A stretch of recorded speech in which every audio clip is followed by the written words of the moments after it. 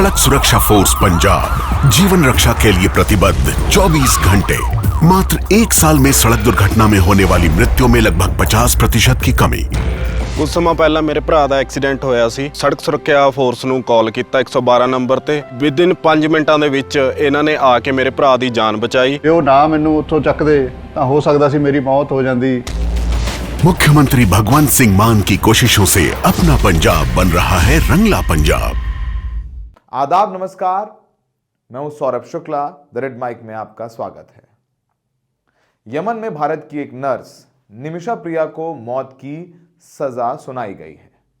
सजा पहले वहां के कोर्ट ने दी थी, फिर नर्स निमिषा प्रिया को मिली सजा को वहां के राष्ट्रपति ने मंजूरी दे दी है। भारतीय विदेश मंत्रालय के प्रवक्ता रणधीर जायसवाल ने इसकी पुष्टि की है।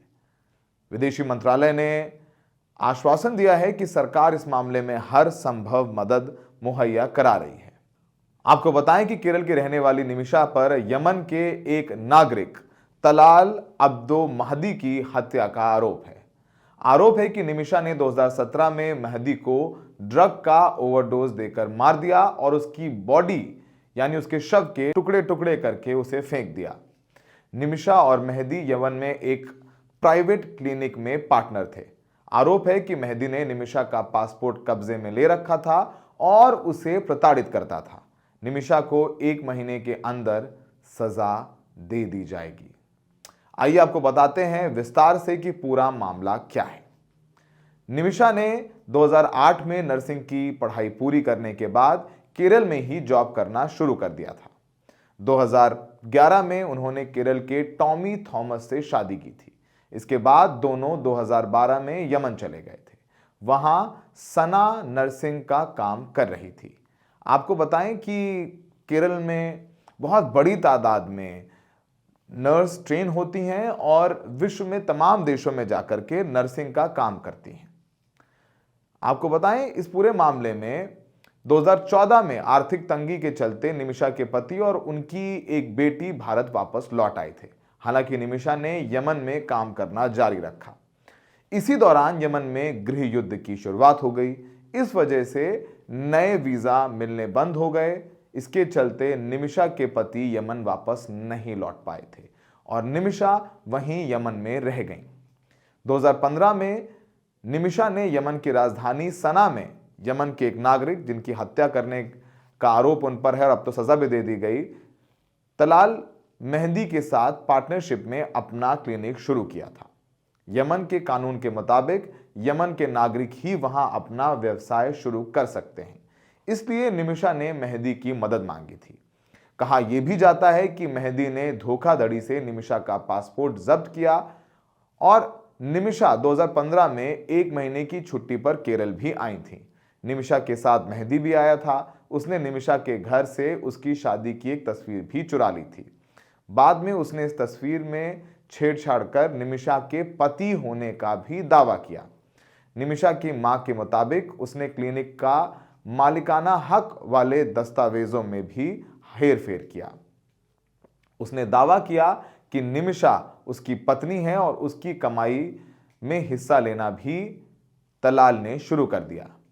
निमिषा की मां ने कोर्ट में याचिका दायर कर आरोप लगाया था कि मेहदी ने निमिषा का पासपोर्ट जब्त कर रखा था और उसे नशे की हालत में शारीरिक और मानसिक रूप से प्रताड़ित भी करता था। उसने कई बार बंदूक की नोक पर निमिषा को धमकाया भी था। जुलाई 2017 में निमिषा ने मेहदी को बेहोशी का एक इंजेक्शन दिया था। हालांकि मेहदी पर उसका असर नहीं हुआ। इसके बाद निमिषा ने उसे दवा का ओवरडोज दे दिया जिससे उसकी मौत हो गई। निमिषा के पति टॉमी थॉमस ने भारत में रहकर अपने पत्नी को बचाने की मुहिम छेड़ रखी है। वो कोशिश कर रहे हैं कि वो अपनी पत्नी की जान बचा ले।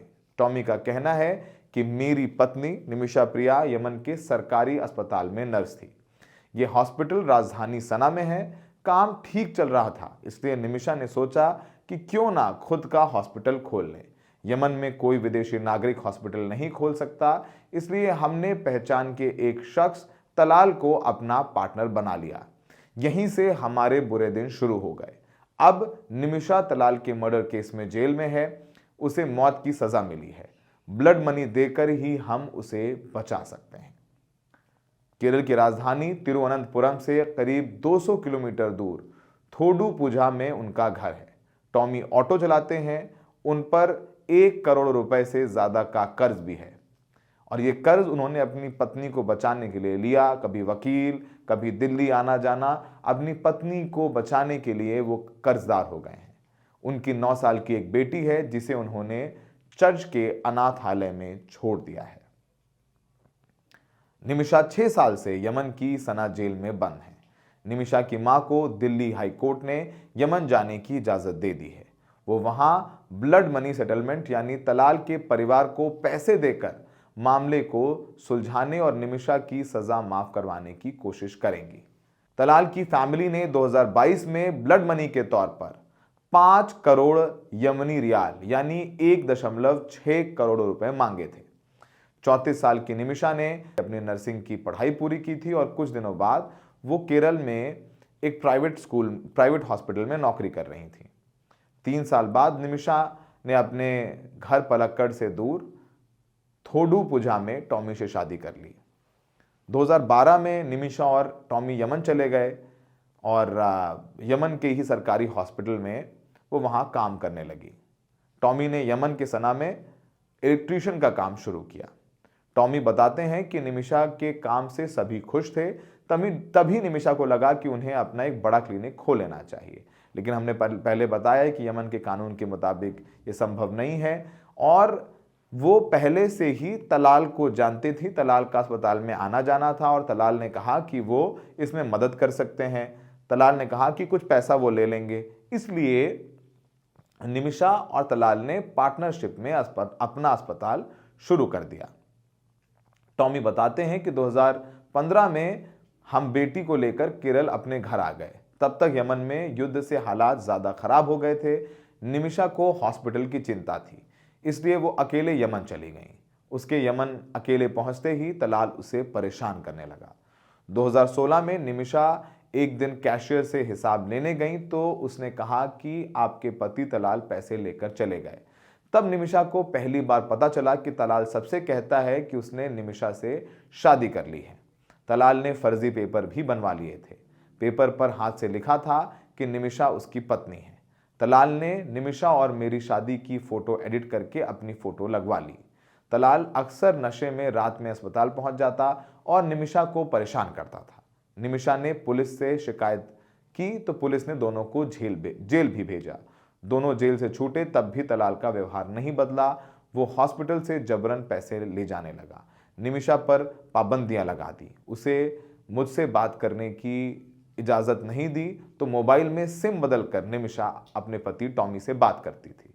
निमिषा का इरादा तलाल को मारने का नहीं था, वो सिर्फ उससे अपना पासपोर्ट लेना चाहती थी। एक दिन तलाल नशे में निमिषा के घर आया और ड्रग्स लेने लगा। तभी निमिषा ने उसे नशे का इंजेक्शन लगा दिया। इंजेक्शन लगते ही तलाल जमीन पर गिरा और मर गया। बाद में पता चला कि नशे के ओवरडोज की वजह से उसकी जान चली गई। तलाल की मौत के बाद घबराहट में निमिषा ने अपने घर की निचले फ्लोर पर रहने वाली अपनी दोस्त हनान को बुलाया। हनान ने सोचा कि किसी को पता ना चले, इसलिए उसने तलाल के शव के कई टुकड़े किए और फेंक दिया। कोर्ट ने हनान को भी निमिषा के साथ दोषी करार दिया है, लेकिन हनान को उम्र कैद की सजा सुनाई गई है। हनान और निमिषा को अगस्त 2017 में यमन पुलिस ने अरेस्ट किया था। ट्रायल कोर्ट ने 2020 में निमिषा को मौत की सजा दी थी। अब सिर्फ ब्लड मनी के जरिए ही निमिषा की जान बच सकती है। यमन के राष्ट्रपति रशद मोहम्मद अल अमीनी ने भी इस सजा को मंजूरी दे दी है, लेकिन निमिषा के पास अब भी अपनी जान बचाने के लिए एक विकल्प मौजूद है। यमन से जब से ये खबर आई है कि राष्ट्रपति रशद मोहम्मद अल अमीनी ने भी निमिषा प्रिया की मौत की सजा को मंजूर कर दिया है, तो केरल के कोच्चि में निमिषा का परिवार परेशान हो गया है। मगर निमिषा के परिवार के वकील का कहना है कि अब भी पीड़ित के परिवार से नर्स निमिषा को माफ करने के लिए बातचीत करने का विकल्प खुला है। यमन शरिया कानून का पालन करने वाला देश है। यमन जैसे शरिया कानून को मानने वाले देश में सरकार अभियुक्त को दी गई सजा तभी माफ कर सकती है जब पीड़ित पर हमला करने वाला व्यक्ति पीड़ित के परिवार को ब्लड मनी के रूप में दी जाने वाली रकम देने के लिए तैयार हो जाए। यमन, जैसा हमने कहा कि वो शरिया कानून का पालन करता है, और ब्लड मनी बता दें कि जान छोड़ने के लिए दिए जाने वाले पैसे, इसे ब्लड मनी कहा जाता है। और आपको बताएं कि समस्या सबसे बड़ी ये भी है कि 2015 में यमन में गृह युद्ध शुरू हुआ, उसके बाद से भारत ने वहां अपना दूतावास बंद कर दिया है। भारत के यमन से कोई संबंध नहीं है। इस वजह से तलाल के परिवार से ब्लड मनी यानी पैसे लेकर जान बख्शने की बात सही से नहीं हो पा रही है। 2022 में तलाल के परिवार ने निमिषा की जान छोड़ने के लिए 1,60,00,000 रुपए की मांग की थी, लेकिन समस्या अब काफी बड़ी है क्योंकि राष्ट्रपति की मंजूरी के बाद 1 महीने के अंदर ही निमिषा को मौत की सजा दे दी जाएगी, ऐसा नियम है। वक्त बहुत कम है, लेकिन ईरान के बीच में आने के बाद एक उम्मीद की किरण जरूर जागी है। ईरान ने भारतीय दूतावास और भारतीय विदेश मंत्रालय से बातचीत की है। ईरान ने कहा है कि वो निमिषा प्रिया के मामले में यमनी सरकार से बात करेगा। अगर ईरान बात करने में सफल हो जाता है तो सूत्र बताते हैं कि 1,60,00,000 रुपए दे करके ब्लड मनी के तौर पर निमिषा की जान बचाई जा सकती है। तो उम्मीद पर दुनिया कायम है। हम भी इस उम्मीद में हैं कि किसी तरीके से ब्लड मनी दे करके निमिषा प्रिया की जान बच जाए। हमें देखने के लिए बहुत बहुत शुक्रिया।